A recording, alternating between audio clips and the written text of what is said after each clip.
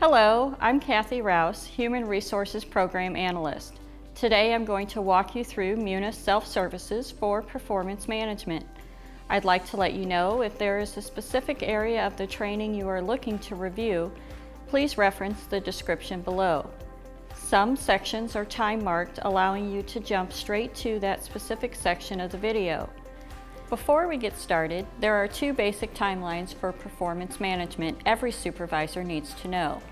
One for new hires or newly promoted employees, and another for merit employees that are at least in their second year of employment and are not in a promotional probationary period. New hires or new promotions should have a performance agreement established very shortly after they begin their new position. These agreements are your opportunity to set employees up for success in their new roles. They will outline the basic competencies required of the job, as well as any goals or objectives that you set for them. Once completed, employees will be able to access them within their own employee portal. Agreements are generated in the Munis system by HR, and a notice will be sent to you. You will have 1 month to complete these agreements. Following this first month, an evaluation will be generated. This will be the file that you will work in for the duration of the probationary period. You will be able to log performance, enter comments on the goal progress, perhaps update or add goals, and finally you will rate employees on each of the 17 competencies defined for their position. Merit employees not in a probationary period will receive both agreements and evaluations on an annual basis. Beginning on November 1st, agreements will be generated for all qualifying employees. You will complete the agreements outlining any goals or objectives that you will have for them in the upcoming year. On January 1st of every year, HR will close these agreements and generate evaluations. You will work in the evaluation file throughout the remainder of the year, logging performance, commenting on goal progress, and finally rating these employees on the 17 competencies defined for their position. Annual ratings are due on December 1st of every year, covering the period from November 1st of the previous year through October 31st of the current year. To begin entry of agreements or evaluations, participants should log into the Employee Self-Services portal with their username and password. This is the same place you go to view your own paychecks, accruals, and benefits. For some supervisors, you are given a group ID. This would include dispatch, police, or corrections. This is done so that changes do not have to continuously be made when individuals change supervisors or shifts. You will share access to all subordinates in your group, and it is your responsibility to maintain your immediate subordinates, leaving the others to their appropriate subordinates. To access your subordinates, you will need to use the group ID as opposed to your individual ID. Once you are logged in, if you scroll down the page, you should see the appropriate subordinates in the accrual listings. If you do not see the correct people or are missing subordinates, you will need to contact Human Resources. From the menu on the right-hand side of the page, select Performance Evaluations. This will open up a sub-menu labeled Employee Evaluations. Select Employee Evaluations. By using the drop-down located in the left-hand corner of the screen, you will have the option to select which employee you'd like to evaluate. Select an employee.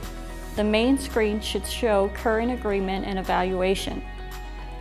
In some instances, the current documents do not appear on the main screen. If this happens, simply select Show History to see all evaluations. It should appear in this screen. When you select the Show History option, you will be able to view past evaluations. By selecting Show Detail of a past evaluation, you will see the older evaluations completed. Evaluations prior to 2017 have no other information other than the final score, which is listed in the Needed Score field. Now for the actual entry. We are going to go through the entry of the agreement first. To review, the agreement has 3 sections for entry, which are 1. The completion date, 2. Goals, and 3. Signature. The agreement also contains competencies that you will be rating in the evaluation. To begin, find the relevant employee name in the drop-down and select Edit next to the appropriate agreement. The header should read Performance Agreement with the appropriate review period dates. You will enter completion date as the date you will be completing the agreement. The next section is where you will enter goals. Select the date. This should be the desired completion date. If this is an ongoing goal, you may use the end of the period. Type the goal in the large text area. You should be as detailed as possible. This will ensure your employee's success. Just remember, the most successful goals are SMART. Goals should be specific in what the employee is going to attain. They should be measurable. They should be attainable. They should be relevant to the performance or the individual. And finally, they should be time-bound with realistic completion dates. When you have entered a goal, select Add to complete the entry and save. It's good practice to periodically select Save from the lower right-hand corner of your screen to protect your work. If you can't complete the agreement all at once, you may save and return to it at a later time. Be sure to click Save and Close to ensure the completed work is not lost. This will allow you to come back and finish at a later time. Once all of the goals have been entered, it's time to sign the agreement. To do so, enter your name in the box. You can enter multiple names if there are multiple supervisors. When the agreement is complete, click Submit for approval. This will send your work through the approval process. Once the approval process is complete, employees will be able to view and acknowledge the agreement on their individual self-service portal. Once the agreement has completed the approval process, it will be ready to view by the employee. You should be communicating with the employee that this will be available to them. The performance evaluation. Evaluations are generated 1 month after the agreement for probationary employees or on January 2nd of the annual period. You will work in the evaluation through the entire review period. To access the evaluation, you will need to go back to the Performance Evaluations page. You will see all the evaluations, their review period, and status. Find the appropriate period and select Edit to begin the evaluation. Verify the dates for the review period. You will see the completion date, which is the date that you submit the document through approvals. Under the Goals and Objectives section, you will see the goals that were entered during the agreement period. During the evaluation period, you can edit the goal or add comments.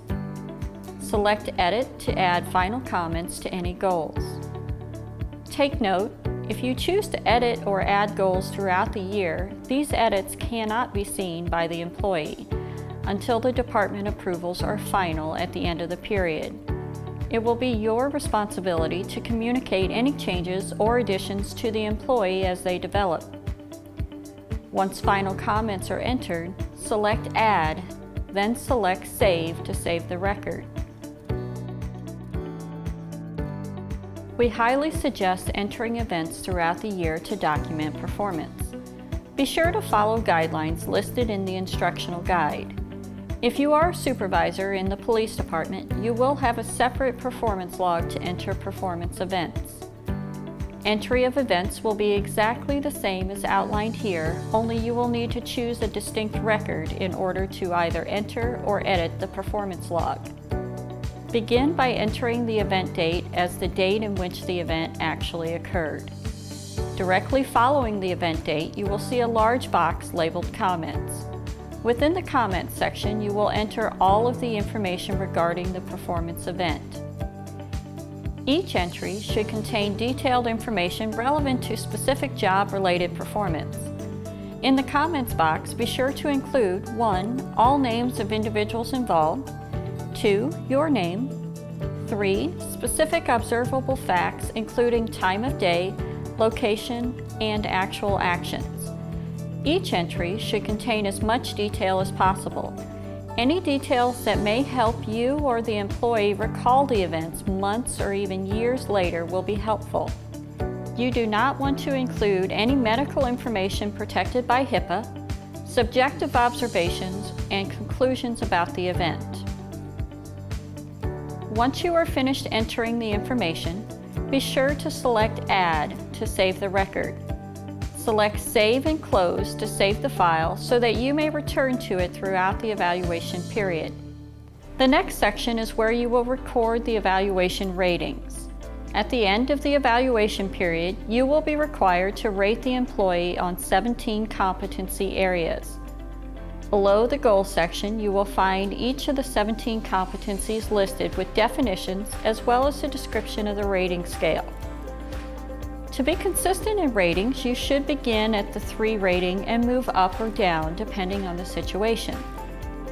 Begin by reviewing the definition of the competency and the defining behavior examples listed under the 3 rating, meets expectations. If the employee meets this definition, you should then review the defining behaviors of 4 to 5.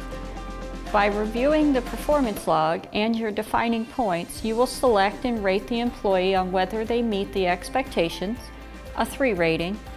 If they meet the 3 rating and occasionally meet the expectations outlined under the Exceed section, you will rate them a 4. If they consistently meet both definitions, you will rate them a 5. Ratings of a 5 should include some supporting comments. If the employee is not meeting the expectations outlined under a 3 rating, you will need to determine if that employee is occasionally not meeting the expectations, which would be a 2 rating, or if they are consistently not meeting the expectations, which would be a 1 rating. Ratings of 2 or 1 should include some supporting comments. Here's a quick recap of the rating scale used for the competencies. 5, consistently meets definition of exceeds expectations. 4, occasionally meets definition of exceeds expectations. 3, meets expectations definition. 2, occasionally does not meet the definition of meets expectations. And 1, consistently does not meet the definition of meets expectations. Now to enter the rating, select Edit from the first competency. Use the drop-down box to enter the rating.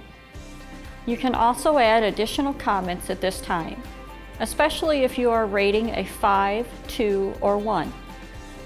Select Done to save the record. If you do not select Done, it will not save the record. Once you select Done, you should be returned to the main screen. You will see the score next to the competency. Be sure to select Save periodically to save the entire file. You will repeat this process for all 17 competencies. Once complete, you will see the total score for the employee. To get the average, you will need to divide the total by 17. A 3.0 average rating will be a total score of 51. Next, the supervisor must sign the evaluation by entering one's name in the Evaluation Completed By box. It is important to enter your name here. This will avoid any confusion in the future as to whom completed the evaluation. If there are multiple supervisors, you may enter multiple names. Lastly, enter the overall performance comments. Remember, Save and Close saves the work as long as you save it individually using Add or Done links throughout. This gives you the ability to close out and come back at a later time. When the evaluation period has ended and all entries and ratings are complete, you will submit the evaluation for approval. Who approves the evaluation varies by department, but ultimately the final approval is the department head or elected official. Once you have completed the evaluation, select Submit for approval at the bottom of the page. Once your department head or elected official approves the evaluation, it will be ready for the employee to view. As a supervisor, you will need to be communicating with your employees where and when they will be able to view their specific performance agreements and evaluations. While there is no formal notification process to the employee as to the exact moment they will be available, you should be able to estimate the typical time frame for your department. Employees will be able to view their performance documents under their self-service login. Please indicate to them that they will have the opportunity to enter any comments at this time, and they will need to acknowledge the receipt of these documents. Acknowledgement does not represent agreement with the evaluation. It simply indicates that they have read the information. If you have any questions, please don't hesitate to contact Human Resources at 949-7320.